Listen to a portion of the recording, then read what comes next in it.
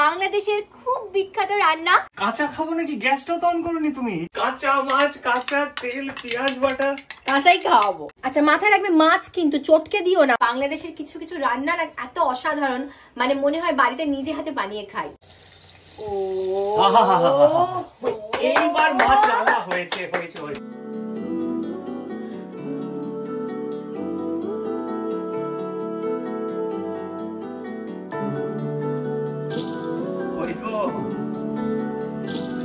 বাংলাদেশের ঢাকাই মাছ প্রথমবার বরকে করে খাওয়াচ্ছি।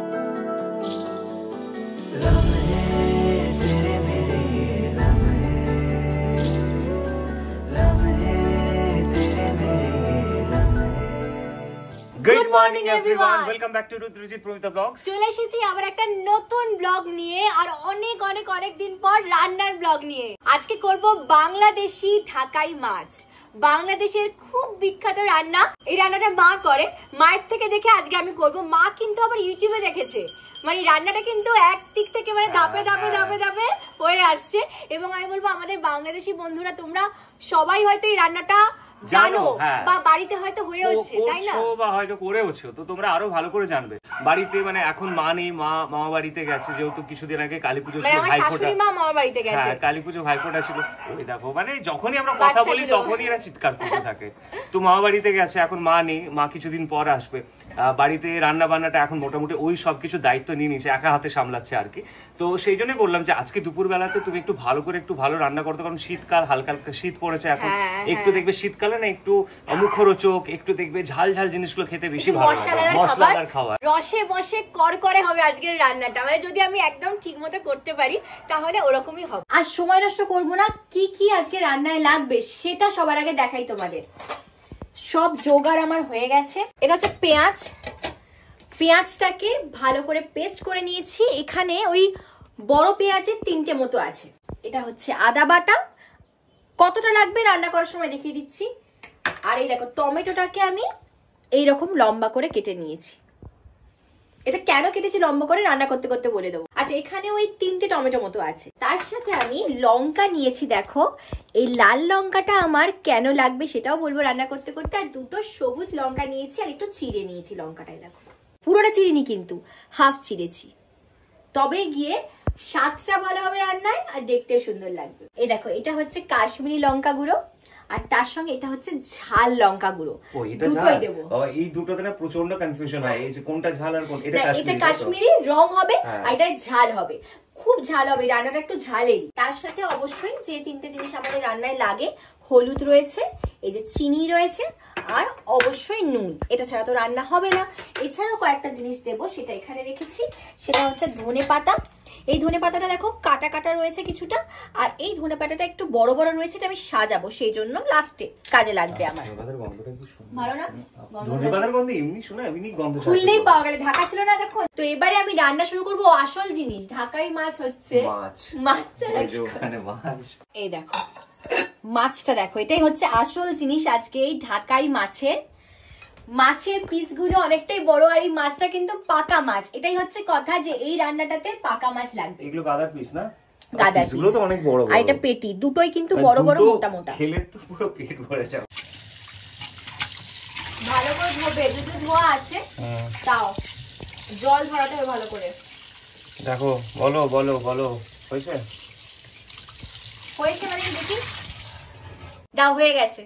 এটা ধরে নিয়ে এরকম গান করতে হয় 1 ঘন্টা ধরে। জল ঝরছে। ঠিক আছে, এবারে ঝরেছে, দাও রান্নাটা শুরু করি। যতক্ষণ না রান্না হয় না, রান্নার দিনে আমার খুব চিন্তা হয়। মাছটা আমি প্রথমে আগে কড়াইতে দিয়ে দেব। আচ্ছা এটা কিন্তু কোনো না, মাছ ম্যারিনেট করবে না, মাছ ভাজবো না, মাছটা ম্যারিনেটও করবো না, এটাই রান্না। হ্যাঁ মা এরকম ভাবে করেছিল। মার পুরো ধাপে ভালো করে জেনে নিয়েছি আমি। আর মা যেটা করেছিল এই সেম পদ্ধতিতে করেছিল, মায়ের রান্নাটা খুব ভালো হয়েছে। ম্যারিনেট না করলে তো কাঁচা থাকবে, কাঁচা থাকবে না। এই দেখো মাছটা আমি এক এক করে এখানে। গ্যাসটা অন করো। দাঁড়াও, এখন গ্যাস লাগবে না, আগে গ্যাসটা লাগুক, তারপর তো মানে প্রয়োজন হবে আমি ঠিক দেবো। এই কি কাঁচা খাবো নাকি? গ্যাসটাও তো অন করোনি তুমি। কি ধরনের রান্না করছো? এটা রান্নাটা এরকমই। আচ্ছা আমি 5 পিসের উপর এই রান্নাটা করছি। এই 2টো পিস আমি ভেজে নেবো নর্মালি। আচ্ছা আমি যেহেতু রান্না নতুন করছি, বেশি দিন হয়নি, তাই আমি পরিমাপ মাপটা খুব বুঝে করি, যাতে 2 বছরটা দেখো, আরে 15 বছর 10 বছর হোক তবেই তো হবে, নাকি 30 বছর এক্সপার্ট হবো। তো আমি হাফ কাপের বেশি তেল দেবো, মা ওটাই বলেছিল। মানে এটাতে তেলটা একটু বেশি লাগে তাই তো? খুব তেল লাগে, সর্ষের তেল দিচ্ছি, কিন্তু আমি মাপটা একদম কাপ দিয়েই করছি। দেখো, দাও আরে দাও, হাফ কাপের একটু বেশি, হাফ কাপই হয়নি। হ্যাঁ, ব্যাস ব্যাস ব্যাস। দেখো তেলটা সত্যি বেশি লাগছে, তোমরা হয়তো চমকে যেতে পারো। এই রান্নাটা না বছরে 1-2 বার খাওয়ার মতো, তার বেশি এই রান্নাটা খাওয়ারও নয়, কিন্তু যখন খাবে একদম আরাম করে খেও, মানে মুখের স্বাদে একদম ভরে যাবে রান্নাটা। আচ্ছা, তেলটা আমি এবার দিয়ে দেবো। কি গরম করবে? গরম পরে করছি। আমার রান্নার প্রসেসটা তো দুর্দান্ত, মানে দুর্দান্ত না, বেশ অন্যরকম একদম। এরকম রান্না করতে দেখিনি কখনো। আর এই তেলটা যদি কম দাও না, এই যে রান্নাটা যখন আরো করবো বুঝতে পারবে, মানে রান্নাটা না হবে না, তেলটা বেশি দিতে হবে। তাই? এটা কিন্তু বেশ ইউনিক একটা রান্না, সত্যি ইউনিক রান্না, আর খুব সহজ রান্না। আজ পর্যন্ত সত্যি এরকম রান্না খাইনি। এবার এই পেঁয়াজ বাটাটা পুরো দিয়ে দেবো, দাও। গ্যাসটা অন করো, পরে করবো। কি রান্না করছো তুমি? কাঁচা মাছ, কাঁচা তেল, পেঁয়াজ বাটা, কাঁচাই খাওয়াবো। এই যে আদা বাটাটা, এটা দেখো, এই যে চামচের সাইজটা দেখেছো, এই চামচের আমি 2 চামচ দেবো। 1 চামচ দিলাম, আর 1 চামচ এই এতটা দিলাম, একটু 2 চামচের কম মতন, মানে ওই কাছাকাছি আর কি, এতটা আদা বাটা দিলাম। এই যে টমেটোটা, এখানে 3টে টমেটো এইভাবে কাটছি এই জন্য, কারণ রান্নাটা যখন হবে না একদম যদি ছোট করে কাটো, তাহলে লাস্টে না টমেটোটা একদম মিশিয়ে যাবে। যদি টমেটোটা হালকা হালকা একটু বোঝা যায়, রান্নায় খুব ভালো লাগে, রান্নায় দেখতেও খুব সুন্দর লাগে। সেই জন্য টমেটোটা আমি একটু লম্বা করে কেটেছি। টমেটোটা দিয়ে দিচ্ছি।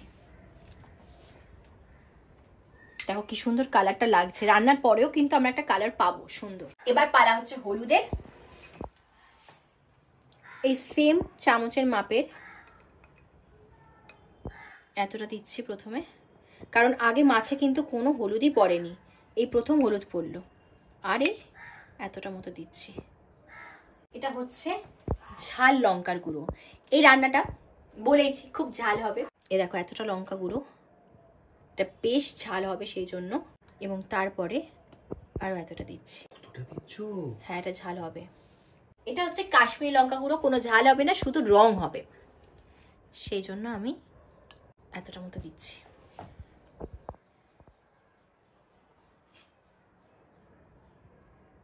নুনটা তো স্বাদ মতোই, তো আমরা যেরকম নুন খাই সেই হিসেবে আমি এই এতটা নুন দিচ্ছি।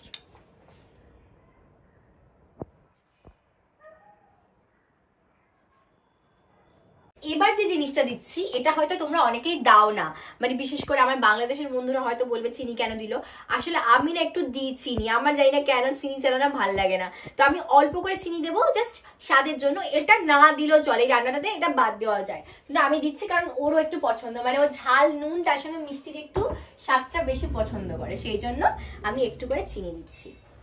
এ দেখো এতটা চিনি দিচ্ছি, এটা স্বাদ বাড়াবে জাস্ট। ভাবছি হচ্ছেটা কি। এই দুটো লঙ্কা রয়েছে, এই লঙ্কাটাও আমি দিয়ে দিলাম। এই দেখো হাফ চেরা, 2টো কাঁচা লঙ্কা। আচ্ছা, এখানে যদি কেউ আরো ঝাল খেতে চাও, তাহলে এই দুটোর জায়গায় 4টে 5টা 6টা দিতে পারো। অনেকেই তো চায় বেশি ঝাল খেতে, কিন্তু আমি 2টো দিচ্ছি, কারণ গুঁড়ো লঙ্কা দিয়ে দিয়েছি অনেকটা, তো 2টো দিচ্ছি। আচ্ছা, এবার হচ্ছে আসল কাজ। দেখো এর মধ্যে সবকিছু দিয়ে দিয়েছি, সবকিছু মেশানো হয়ে গেছে। এবার এটাকে ভালো করে মাখবো, সুন্দর করে এটা মাখবো। এটাতে মাখবে? কড়াইতেই মাখবো। এই একটা এমন রান্না যেটা কড়াইতেই মাখবো। হাই সোনা, এটাতে মাখবো তো এরকম ভাবে? হ্যাঁ, কিন্তু একটু সাবধানে, আমি ধরছি, মাখো। আচ্ছা, মাথায় রাখবে মাছ কিন্তু চটকে দিও না, মাংস নয় কিন্তু, এটা একটু নরম জিনিস। ভালো করে হলুদ সমস্ত রকম মশলাটা ওর মধ্যে মেশাতে হবে। একটা করে মাছ নাও, এরম এরম করে নাও। হ্যাঁ, তেলের সঙ্গে হলুদের সঙ্গে। এটার হচ্ছে এটাই খাসিয়ত, মানে এটাই হচ্ছে এটার সব থেকে মানে গুরুত্বপূর্ণ জায়গা। যখন আমরা এটাকে মাখবো, সুন্দর করে যেন মাছের সঙ্গে পুরো মশলাটা মাখা হয়। এটা কিন্তু শোনো বেশ ইউনিক, ইউনিক না? বেশ ইউনিক, বেশ ইউনিক রান্না। মানে আজ পর্যন্ত এরকম রান্না আমি তো দেখিনি, খাওয়া তো দূরের কথা। দেখো কত তাড়াতাড়ি রান্নাটা হয়ে যাবে, সেই জন্য বলছি, মানে রান্নাটা যদি তাড়াতাড়ি হয়ে যায় তাহলে আমরা সবাই চাই সেই রান্নাটাই করব। তো আমার খুব ভালো লেগেছিল। আর তার সঙ্গে অবশ্যই বললাম বাংলাদেশের কিছু কিছু রান্না এত অসাধারণ, মানে মনে হয় বাড়িতে নিজে হাতে বানিয়ে খাই। যেভাবে প্রিপারেশনটা হচ্ছে আমার খুব পছন্দ হয়েছে। না এটা খুব ভালো রান্না, এবং মাছের স্বাদ তেলটা একটু বেশি পরিমাণে খরচা হবে, বাট সরষের তেল তো মোটামুটি ভালো, সরষের তেল তো হেলথের জন্য ভালো হয়। সরষের তেল অ্যাকচুয়ালি ডাক্তাররা কিন্তু সরষের তেলটাই খেতে বলে, একদম সাদা তেলের বদলে। শোনা সরষের তেল ছাড়া রান্না হয় না। সাদা তেলে না, মাছ মাংস ঠিক আছে, মাছের ক্ষেত্রে সাদা তেল ভালো লাগে না। ঠিক আছে, হয়েছে, এটা যথেষ্ট। ঠিক আছে ঠিক আছে ঠিক আছে, এবার তুমি হাতটা ধুয়ে নাও।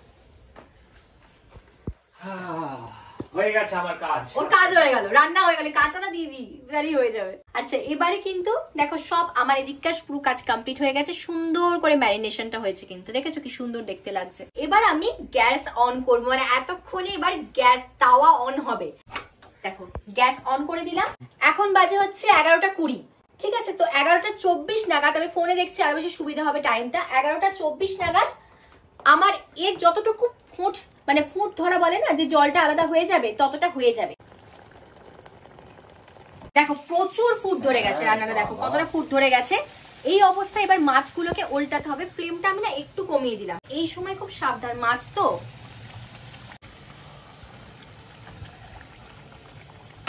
মাছগুলো বেশ নরম না? মাছ তো সবসময়, মাছ মানে নরম, দেখেছো? খুব সাবধান। আচ্ছা আমি কিন্তু রসুন দিইনি, হ্যাঁ এটা বলে রাখলাম। অনেকে হয়তো বলবে রসুন কেন দিলাম না, এই রান্নাটা রসুনের দরকার হয় না, আমি দিইনি। তো এবারে ফ্লেমটা দেখো একদম কম করা রয়েছে, হাফেরও মানে মিডিয়ামেরও কম করা ফ্লেম রয়েছে। এই অবস্থায় আমি ঢাকা দিয়ে দেবো। এবং বাজে 11:25। 11:25 তো 8 ঘন্টা রাখবো এই মাছটা, তাতেই কিন্তু এই মাছটা কুক হয়ে যাবে, পুরো হয়ে যাবে। মাঝখানে শুধু দুবার খুলবো ঢাকনাটা, আর একটু মাছটাকে উল্টে দেবো, যাতে এই পিঠটাও হয় আবার ও পিঠটাও হয়। মানে 15 মিনিট পর, তাই তো? হ্যাঁ ওই 10 মিনিট 15 মিনিট পর দুবার মানে একটু উল্টে দেবো, তাহলে উল্টো দিকের পিঠটাও ভালো করে হবে। এছাড়া কিন্তু এই মাছটা তার কিচ্ছু করার নেই। প্রায় 10 মিনিটের কাছাকাছি হয়েছে, এই জন্য এবার একবার খুলে মাছটা উল্টাবো, দেখো কতটা হয়েছে।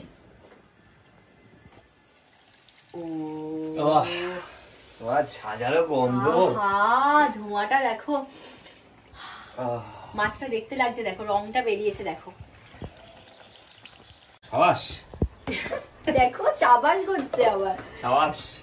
আরো রান্নাটা হবে, দেখতে আরো ভালো লাগবে, রান্নাটা স্বাদটাও বাড়বে। আচ্ছা মাছটা এবার উল্টে দাও। হ্যাঁ 10 মিনিট পর খুলেছিলাম, আবার ঢাকা দিয়ে দিলাম, আবার প্রায় ওই 7-8 মিনিট পর আমি খুলবো, খুলে আবার মাছটা উল্টাবো। এবার হচ্ছে আমাদের দ্বিতীয়বার মাছ উল্টানো, আরো প্রায় 5-7 মিনিট হয়েছে। এবার আবার খুলছি, দেখো এবার উল্টাই। একটা জিনিস খেয়াল করেছো যে রংটা আরো কতটা গাঢ় হয়েছে? মাছটা আরো নরম হয়ে গেছে, হয়েছে না? এই যে কুক হচ্ছে না আস্তে আস্তে। বাবারে সাবধানে।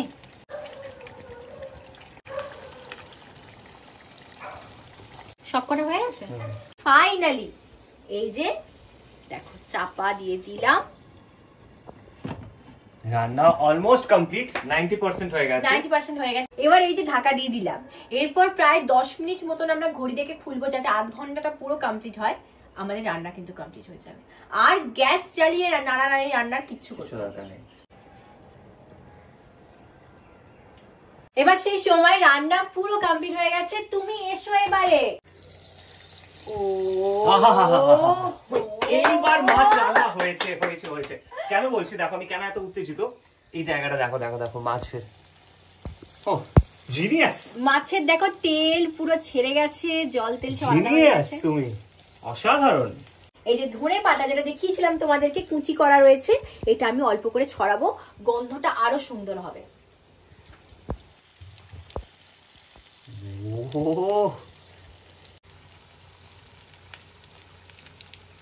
গ্যাস অফ করে দিয়েছি, রান্না আমার পুরোপুরি কমপ্লিট। এবার আমি সার্ভ করব, সার্ভ করলে তোমরা আসল রান্নার টেস্টটা বুঝতে পারবে। তার সাথে গরম গরম ভাত। এবার বরের জন্য স্পেশাল আমি ডিজাইন করে ভাত দিয়েছি, যেরকম আমরা যখন হোটেল বা রেস্টুরেন্টে যাই। দেখো এটা আমি ইচ্ছে করে বছর মানে এবারে করেছি, এবছর বলছি, বাটিতে করে একদম পুরো বরকে একদম বাড়িতে আমি রেস্টুরেন্টের খাবার খাওয়াবো, সেই জন্য তো তার সাথে ডিজাইনও করছি।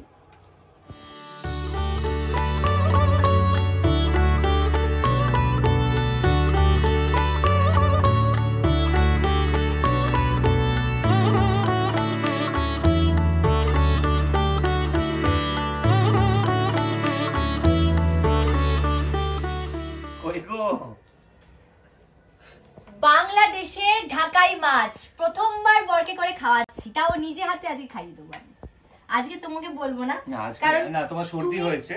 কি তোমার সর্দি হয়েছে, একটু খাইয়ে দি না, আমি আগে খাওয়াবো আজকে, নাহলে প্রত্যেকবার আমার রান্না ও আমাকে আগে খাইয়ে দেয়, তো এই জন্য আজকে খাওয়াবো। দেখো বলেইছিলাম যে এটা একটু তেল তেলে রান্না, বছরে 2 বার খাওয়ার মতন রান্না, তো সেই জন্য আমি সবার আগে গ্রেভি আর মাছ দিয়ে খাওয়াচ্ছি। আর ওর গাতার মাছ মানে গাদা যেটা হয় সেটা বেশি পছন্দ বলে আমি ওটাই ওকে দিয়েছি। চাকা পিস। মাছটা দেখো নরম হয়েছে, উফ গরম। সত্যি আমি না প্রথমে যখন শুরু করেছিল ধরতে পারছি না। গরম আছে? হ্যাঁ, যখন শুরু করেছিল না তখন ভাবছিলাম যে কি হবে, কিন্তু কি সুন্দর মানে ভাপাতে রান্নাটা কত ভালো হয়েছে, সুন্দর রান্নাটা হয়েছে। পুরো মানে আমার মুখ থেকে তো পুরো জল চলে আসছে, কথাই বলতে পারছি না প্রথম কথা। আর সেকেন্ড হচ্ছে যে কারি যে ব্যাপারটা, মানে কষ্ট তোমরাই দেখলে যে খুব একটা কষ্ট নেই কিন্তু রান্নাতে, তাই না? না, গরম ভাতে গরম ভাতে এই ঢাকাই মাছ ভালো করে মেখে গ্রেভি দিয়ে বরকে খাইয়ে দেওয়ার মজাই আলাদা। কেমন হয়েছে? পজ দিও না, দাঁড়াও, খুব ভালো। গ্রেভিটা একটু দাও, গ্রেভিটা একটু দিয়ে দাও, অসাধারণ। কি মাছে দাও, একটু গ্রেভি দাও।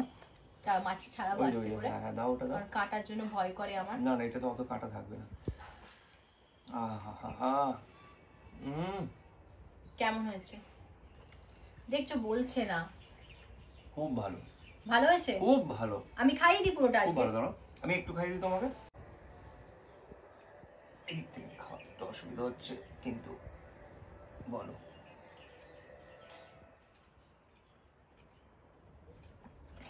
খুব ভালো হয়েছে, খুবই ভালো। মা যেরকম করেছিল সেরকমই ঝাল ঝাল ঠিকঠাক হয়েছে। এত অসাধারণ, মাছটা নরম হয়েছে না। ধীরে সুস্থে আমি ছাড়িয়ে দিই। তুমি মাছটা ছাড়াও, আর এই ব্লগটা আমরা এখানে শেষ করলাম, কারণ এত অসাধারণ রান্নার পর বেশি কথা বলা যায় না, এবার খেতে ইচ্ছা করছে একদম। সেই জন্য আমরা ব্লগটা এখানে শেষ করছি। দুজনে মিলে আজকে একটা প্লেটেই খেয়ে নেব। আরো মাছ আছে, আর একটু মাছ ভাত নেব, এটাতে হবে না, আর একটু বেশি নেব।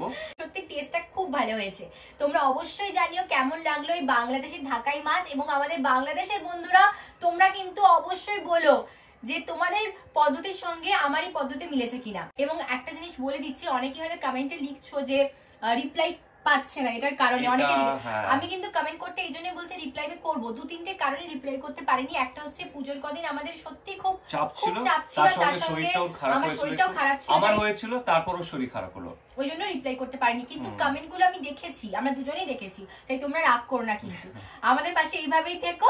আর এই ব্লগটা তাহলে আমরা এখানেই শেষ করছি। যদি ভালো লাগে, একদম, যদি এই ব্লগটা ভালো লেগে থাকে তাহলে প্লিজ লাইক শেয়ার সাবস্ক্রাইব করে দিও, কারণ অনেকদিন পর সত্যি কথা বলতে মাছের রান্না করলো, আর এত সুন্দর একটা প্রিপারেশন, মানে বাংলাদেশের ঢাকাই মাছ অসাধারণ রান্না, এর থেকে ভালো আর কিছু হতে পারে না। একদম একদম। চলো দেখা হচ্ছে তোমাদের সঙ্গে খুব তাড়াতাড়ি পরের ব্লগ নিয়ে।